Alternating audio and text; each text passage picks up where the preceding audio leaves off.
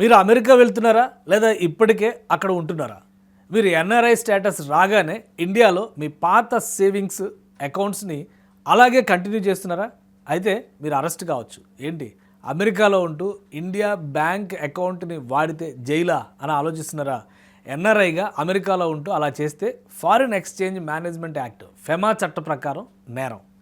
దానికి భారీ పెనాల్టీలు కూడా పడతాయి. మరి పరిష్కారం ఏంటి? పాత అకౌంట్స్ని మూసేయాలా? అవసరం లేదు. వాటిని ఎన్ఆర్ఈ లేదా ఎన్ఆర్ఓ అకౌంట్స్గా మార్చుకోవాలి. అసలు ఈ రెండింటికి తేడా ఏంటి? డాలర్లని లాభదాయకంగా ఎలా పంపాలి? ట్యాక్స్ రూపంలో పోతున్న మన డబ్బుని డిటిఏఏ ద్వారా ఎలా కాపాడుకోవాలి?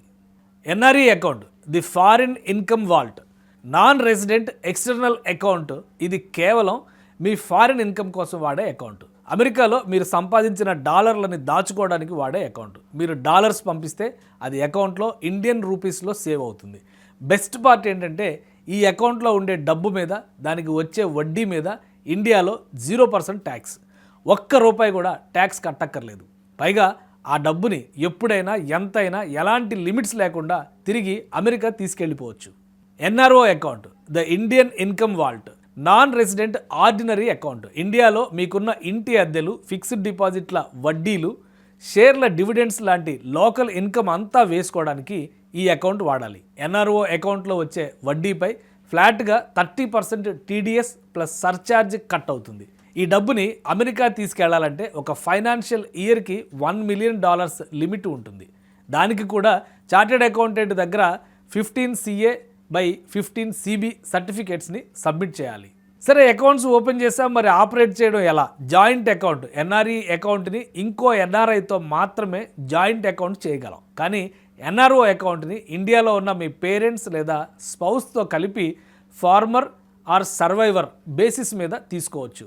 అంతేకాదు, మ్యాండేట్ ఫెసిలిటీతో ఇండియాలో బ్యాంక్ పనులు చూడడానికి మీ ఫ్యామిలీ మెంబర్స్కి బ్యాంక్ ద్వారా ఒక ఫార్మల్ మ్యాండేట్ ఇస్తే వారు మీ తరపున చెక్స్ ఇష్యూ చేయడం, లోకల్ పేమెంట్స్ చూడడం కూడా చేయొచ్చు.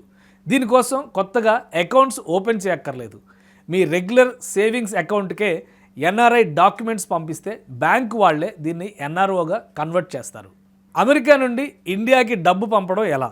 అమెరికాలో రెమిట్ టు ఎనీ లాంటి రెమిటెన్స్ యాప్ల్లో ఏది బెస్ట్ ఎక్స్చేంజ్ రేటు ఏ యాప్లో దొరుకుతుంది? ఈ డీటెయిల్స్ అన్నీ ఆల్రెడీ వీడియో చేసాం. అది చూస్తే ఫుల్ క్లారిటీ వస్తుంది. Check in cards and description for the links. NRE versus NRO, ఈ రెండిట్లో ఎన్ఆర్ఈ బెస్ట్ అనిపించవచ్చు. ఎన్ఆర్ఈ అకౌంట్కి ఇండియాలో ట్యాక్స్ లేదు కదా అని మురిసిపోకండి. అమెరికాలో ఐఆర్ఎస్ రూల్స్ ప్రకారం మీ గ్లోబల్ ఇన్కమ్కి ట్యాక్స్ పడుతుంది. కాబట్టి ఎన్ఆర్ఈ వడ్డీని మీరు అమెరికాలో ట్యాక్స్ ఫైల్ చేసేటప్పుడు చూపించాలి. మరి ఎన్ఆర్ఓ అకౌంట్లో పడే 30% టీడీఎస్ ట్యాక్స్ని తగ్గించుకోవడం ఎలా? దానికి డిటిఏఏ డబుల్ ట్యాక్సేషన్ అవాయిడెన్స్ అగ్రిమెంట్ ఉంది. ఒకే ఇన్కంపై ఇండియాలో, అమెరికాలో 2 చోట్ల ట్యాక్స్ కట్టకుండా ఈ అగ్రిమెంట్ కాపాడుతుంది. దీనికి మీరు చేయాల్సిందల్లా, మీరు అమెరికాలో ట్యాక్స్ పే చేస్తున్నట్టుగా యుఎస్ ట్యాక్స్ అథారిటీస్ ఐఆర్ఎస్ నుంచి ట్యాక్స్ రెసిడెన్సీ సర్టిఫికేట్ తీసుకొచ్చి దానికి ఫామ్ 10F జత చేసి ఇండియాలోని మీ బ్యాంకుకి ఇవ్వాలి. అంతే. 30% పడే టీడీఎస్ కాస్త అగ్రిమెంట్ని బట్టి 10% నుంచి 15%కి తగ్గిపోతుంది. లక్షల్లో వడ్డీ వచ్చే వాళ్ళకి ఇది ₹1,000 సేవ్ చేస్తుంది. ఈ ఇన్ఫర్మేషన్ మీకు వాల్యుబుల్ అనిపిస్తే వెంటనే ఈ వీడియోకి లైక్ కొట్టండి. డాలర్ల దేశానికి వెళ్తున్న మీ ఫ్రెండ్స్కి ఈ వీడియోని షేర్ చేసి వాళ్ళకి కాస్త హెల్ప్ చేయండి. ఫైనాన్స్ మరియు ఎన్ఆర్ఐ రూల్స్పై ఇలాంటి మరిన్ని డీటెయిల్డ్ వీడియోస్ కోసం మన ఛానల్ని సబ్స్క్రైబ్ చేసుకోండి.